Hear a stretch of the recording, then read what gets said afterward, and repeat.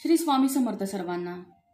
स्वामी भक्त हो, माझ्या या स्पिरिच्युअल लाईफस्टाईल विथ स्वामी या चॅनलमध्ये तुमचं स्वागत आहे. 21 जुलै 2024 रोजी गुरुपौर्णिमा आहे. माझ्या आयुष्यात आलेल्या अगणित गुरूंना मी नमस्कार करते. जीवनात प्रत्येकाला पदोपदी मार्गदर्शनाची गरज असते. मग त्यासाठी गरज असते ती गुरुची.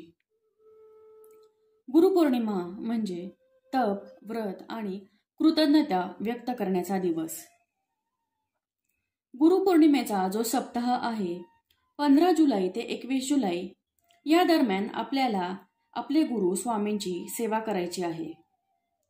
कोणती सेवा करायची आहे, कोणतं पारायण करायचं आहे, कोणता जप करायचा आहे, ही माहिती मी आज देणार आहे. त्याआधी जर का तुम्ही माझ्या चॅनलवर नवीन असाल तर कृपया माझा चॅनल सबस्क्राईब करा, म्हणजे मी अशीच छान माहिती स्वामी सेवा तुमच्यापर्यंत शेअर करू शकेल. 15 जुलैला आपल्याला रोजची नित्यपूजा करून घ्यायची आहे. त्यानंतर स्वामींसमोर बसून आपल्याला सेवेचा संकल्प सोडायचा आहे. संकल्प असा सोडावा की उजव्या हातात थोडंसं पाणी, त्यात थोडा तांदूळ, हळद कुंकू, एक फूल घ्यायचं आहे. आपलं नाव आणि गोत्र बोलून स्वामींना आपली जी काही इच्छा असेल, समस्या असेल ती सांगावी. नंतर आपल्याला स्वामींची प्रार्थना करायची आहे की स्वामी, आजपासून मी गुरुपौर्णिमेच्या सप्ताहाची सेवा करणार आहे. तुम्हीच माझे गुरु असून माझी ही भोळी भाबडी सेवा स्वीकार करा. हे सगळं करून झाल्यावर आपल्याला मुख्य सेवेला सुरुवात करायची आहे. सर्वप्रथम आपल्याला श्री स्वामी समर्थ या षडाक्षरी मंत्राच्या 11 माळा जप करायचा आहे. त्यानंतर आपल्याला श्री स्वामी चरित्र सारामृत याचे पारायण करायचे आहे. या आठवड्यामध्ये आपल्याला 7 पारायण पूर्ण करायची आहेत. रोज पारायण करायला शक्य नसेल तर कमीत कमी 5 पारायण किंवा 3 पारायण करू शकता. एवढे हे करणं शक्य नसेल तर किमान 1 पारायण तरी पूर्ण करावे. त्यानंतर आपल्याला 11 वेळा तारक मंत्र म्हणायचा आहे. तारक मंत्राचा तीर्थ घरातल्या सगळ्यांना प्रसाद म्हणून द्यायचा आहे. तसेच घरामध्ये शिंपडायचे आहे. हे केल्याने घरातली सगळी निगेटिव्हिटी, ताण तणाव दूर होतो आणि घरातलं वातावरण प्रसन्न राहतं. यानंतर तुम्हाला स्वामींचा अष्टक म्हणायचा आहे. ही झाली स्वामींची सेवा. आता जाणून घेऊयात दत्तगुरूंची सेवे. दत्तगुरूंच्या सेवेमध्ये तुम्हाला ओम द्राम दत्तात्रेय नमः याचा जप करायचा आहे. गुरुचरित्राचं पारायण करणे शक्य असेल तर अतिउत्तम.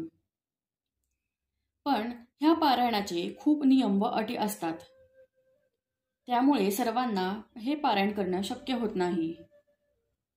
तर मग दुसरी साधी पण तेवढीच प्रभावशाली सेवा म्हणजे 1 श्लोकी गुरुचरित्राचं या स्तोत्राचं पठण करू शकता.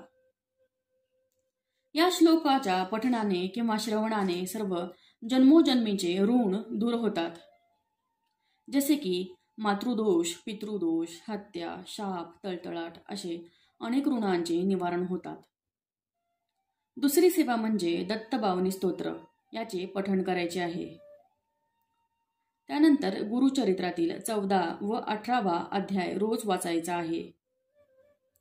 त्यानंतर घोर कष्टोद्धरण स्तोत्र याचे 21 वेळा पठण करायचे आहे. ही सर्व सेवा एकत्र करणे शक्य नसेल तर जी काही सेवा तुम्हाला शक्य होईल, जी काही सेवा तुम्हाला जमेल ती करावी. पण लक्षात ठेवा, या आठवड्यात जास्तीत जास्त सेवा करायची आहे. गुरुपौर्णिमेला गुरुतत्व हे सहस्त्रपटीने जागृत असतं. त्यामुळे याचं फळ तुम्हाला सहस्त्रपटीने जास्त वाढून मिळतं, हे लक्षात ठेवावं.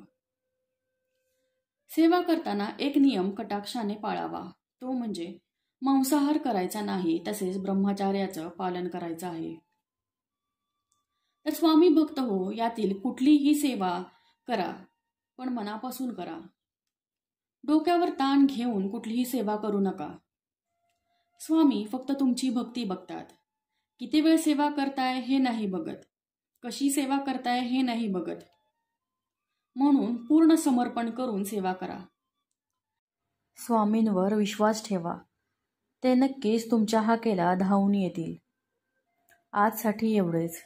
श्री स्वामी समर्थ. व्हिडिओ आवडला असेल तर चॅनल नक्की सबस्क्राईब करा आणि कमेंटमध्ये श्री स्वामी समर्थ लिहायला विसरू नका. धन्यवाद.